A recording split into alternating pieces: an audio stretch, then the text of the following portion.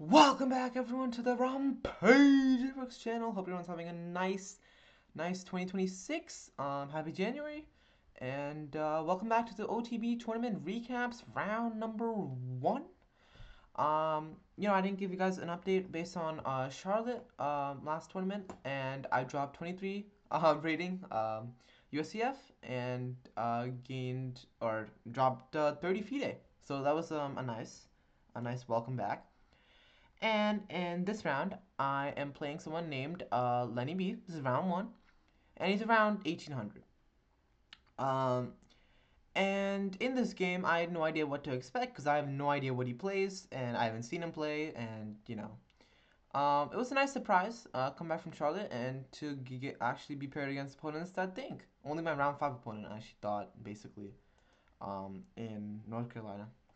So I open the game with e4, and I have no idea what he's going to play, and he hits me with c5. So I was like, okay, I play knight f3. And for those of you who watched my round 2 recap of that tournament, it went like d6, bishop b5, and this is against a very talented young FIDE master. And he played this a6, bishop d3, knight f6, with g6, bishop g7.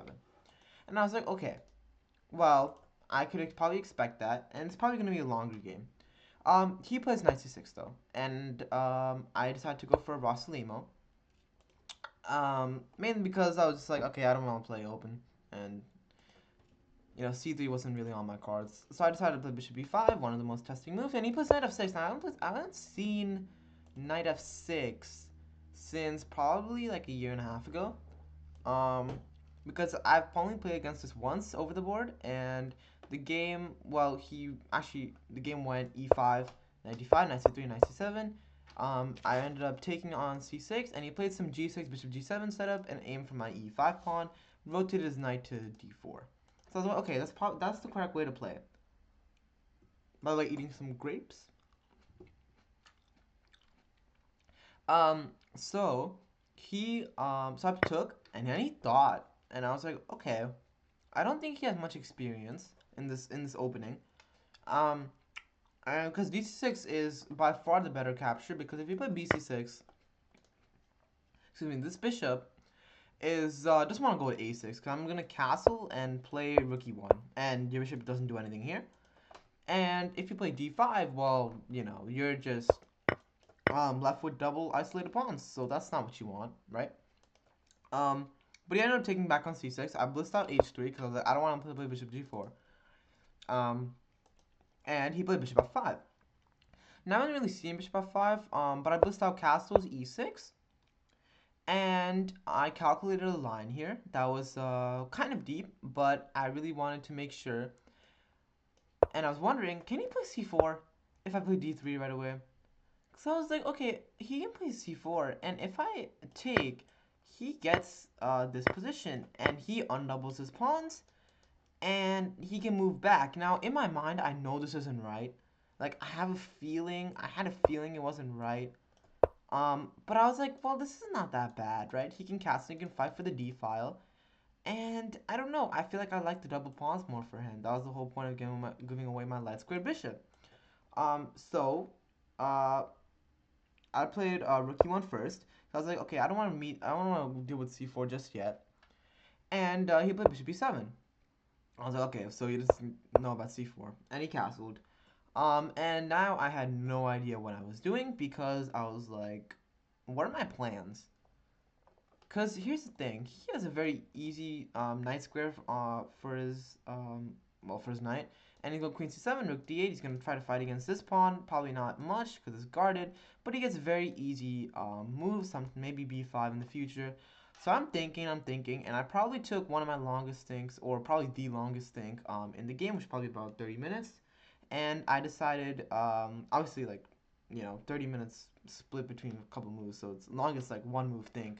And I played b3, and I played this for two reasons. I was like, okay, well, I'm gonna develop my bishop to b2, not e3 or f4, because on f4, it's gonna be shoot away to h2, and I already know this is garbage because I'm literally biting on my own pawn, which is not what I want to do. I played b3 for two reasons. That was one of the reasons. Another reason was I knew he was gonna spend a lot of time here because he doesn't. He's probably very confused by b3. Um, and I was right. He thought for, a long time. And he settled on the move knight b5. Now, I was actually really annoyed when I saw when I got it from the board and came back and I saw knight b5 because I was like, oh, he saw the plan to go to knight d4, knight queen c7, rook d8, and he kind of gets the same play that I didn't want him to get. So what I was planning to do here is play bishop b2, and after knight d4, play some knight d2 thing, and what I wanted to get was knight e4, kick away this knight, play queen e2, and eventually guard the d4 pawn enough so that I can push for d4, right?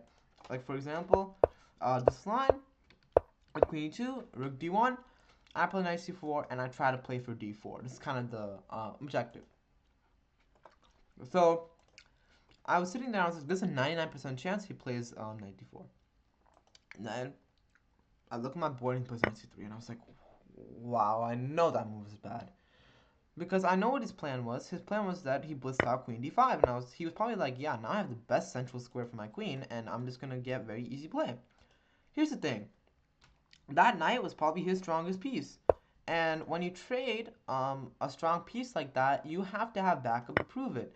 This bishop is not really doing much. This bishop is sometimes doing something. If I move this pawn, which now is not the idea, I'm going to play a4 and try to fix these pawns while I play queen e2 and rook d1 and kind of get a classic kind of double against these double pawns position where I rotate my knight, hit this, cover the squares from in advancing. But they play queen. Sorry, he plays queen d5. I play queen e2, blitz it out. And my point was that I have a very good feeling he's gonna play bishop g6 and waste a move, trying to play bishop h5, and I'm gonna play knight d2 very fast with knight c4 and a4. So I was like, let's see. And in 5 minutes he plays bishop g6, and it was kind of nice. I was like, okay, I'm starting to understand these players.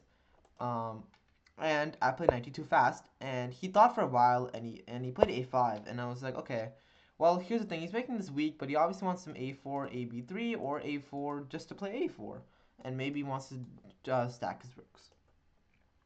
So I was like, okay, here's the thing, I'm going to play a4, knight c4, and I'm going to play them in whatever order I thought was good. So I played knight c4, bishop d8, I played a4. And he has to guard this pawn, and he put bishop d7, bishop c7, which I actually thought was a very good maneuver for him.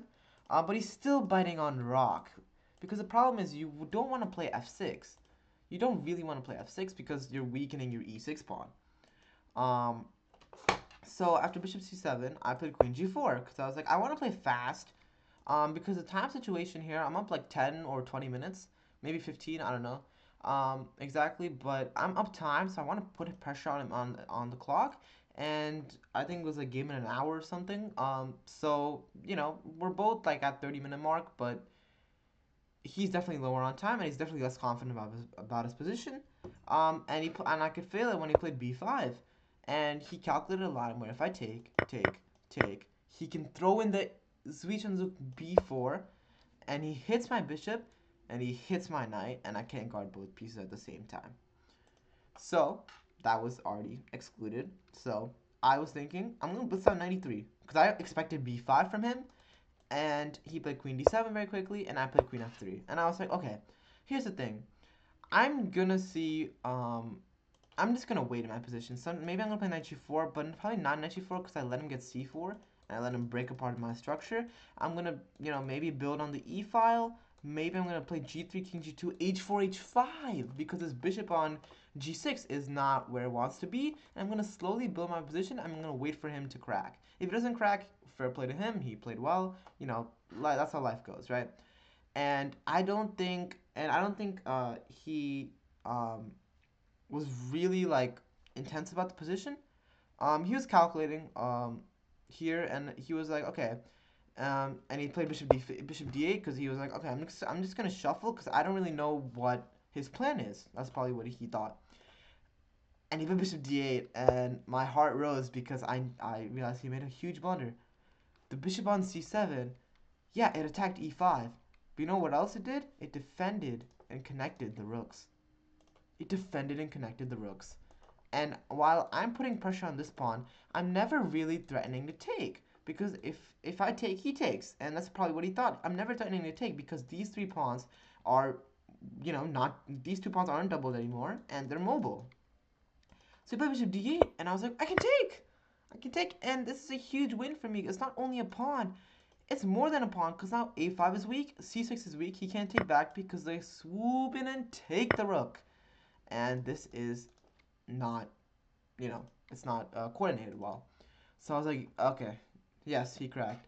And he played bishop g5. And he sat there and he was shaking his head, and I was like, okay, I think I understand the game plan now, and I think I should be better. Well, I obviously knew I was better, but how much was the question, right? So he played bishop g5. Now, a really inner part of me wanted to play queen c6, and I was like, I'm just gonna trade queens, dude. Like, this is just gonna be the plan. But see, the thing is, if I trade everything, he plays rook c8, not rook d8. Sorry, he plays rook c8. And here's the thing: the last thing I want is to make this an opposite color bishop endgame, with him having chances to go to that file. And I guess I actually counted wrong here. I thought I was only up a pawn. I was actually up 2 pawns. But you never know, right? I can play rook a, he can play rook a6, he can play rook a2. Maybe if he gets a c4 break, these pawns are gonna falter. So I was like, the last thing I kind of want to do is to get into this kind of endgame with opposite color bishop, because there's an outside chance he might draw.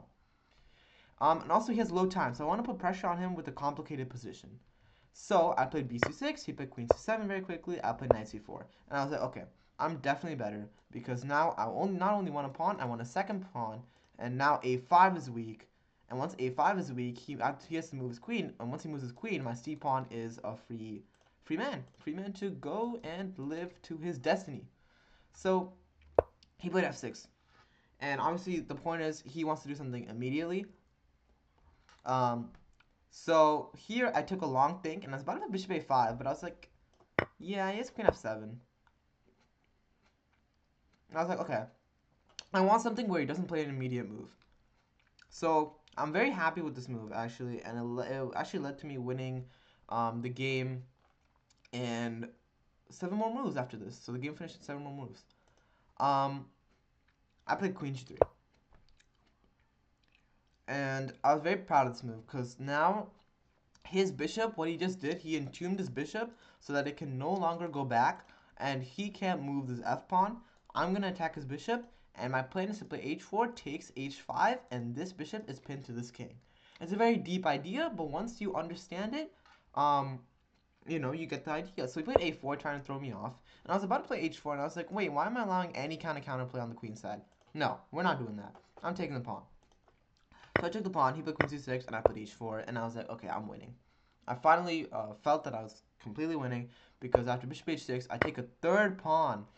And the problem is he cannot take back because h5, and I give g5, but I win the g6 pawn. This is probably what he had to do. And then I play knight e5 because he can't take, because queen g5. And, black can play on, but he is down a piece. I'll play knight g4, I'll attack e6, f6, g6. They're all weak. f4 maybe if I need it. So I took, and then he took on a4, and I was like, okay, I know my next combination of moves. It's gonna be takes, rook a1, or knight e5. I know these three moves are intact, so I play knight e5. And I was like, okay, he can't take because he doesn't get 2 rooks to the queen after I take, because my bishop on c3, back when he played knight takes c3, this is probably something that was crazy. I never wanted to move that bishop back, because maybe I mean, there was no point to. I wanted to induce him to play b4 so that his pawn structure was weak. But that bishop ended up being a hero, right? Because it defended both of my rooks. Um, so he had to play queen b5, and I took, takes, queen takes, and I actually got really scared here for a second, because I was like, oh my god, he has rook h4, and then he has queen b8, and then he can try to checkmate me. I was like, oh, well, I don't want that. I'm still winning. I'm pretty sure I'm winning um, by a long shot, but there was one way I saw that I could mess it up. And I think it was if I played rook a4, queen a4, knight g6, h g6, queen g6, queen h4, and if I played fg7 here is queen f2! And it's a draw by repetition. How crazy would that be? I'm like completely just destroying him on the queen side, but he has just enough time to take my f2 pawn and come back. That's kind of crazy. Think about. But luckily I calculated this, and I was like, okay, I'm just gonna take, and he's gonna play rook h4, and I found a way where it's forced mate, because I swoop my piece that hasn't moved this whole game. One piece that didn't move this whole game. Rook a7. And he cannot stop rook g7. He can't. He can't stop rook g7. So I got it from the board and I was like, we're back, boys. We're back. And he played queen b8, and as he sensed me coming near the board, he resigned because I was gonna play rook g7. And for those of you wondering, it's not a rook sack because I checkmate him. And he has no way, because his queen is imprisoned behind his own pawn, he has no way to kind of guard this pawn. And yeah, he can't do anything. He can sack the rook, but this is also mate. So there's so many different mates. I guess it's rook f8 there, but yeah, and he resigned, and it was really nice to get back to winning ways. So yeah, I win the game, 1 out of 1 on this tournament. And if you guys enjoyed this recap, make sure to hit that subscribe button and like the video. And if you guys want me to do something else, make sure to let me know in the comments. Let me know how the sound is, by the way. I know last time's recaps were pretty quiet, but hopefully that got better. Thank you guys so much for watching, and I will be back with round 2. We are 1 out of 1 in the championship tournament. So we'll be back with more recaps to come. See you guys.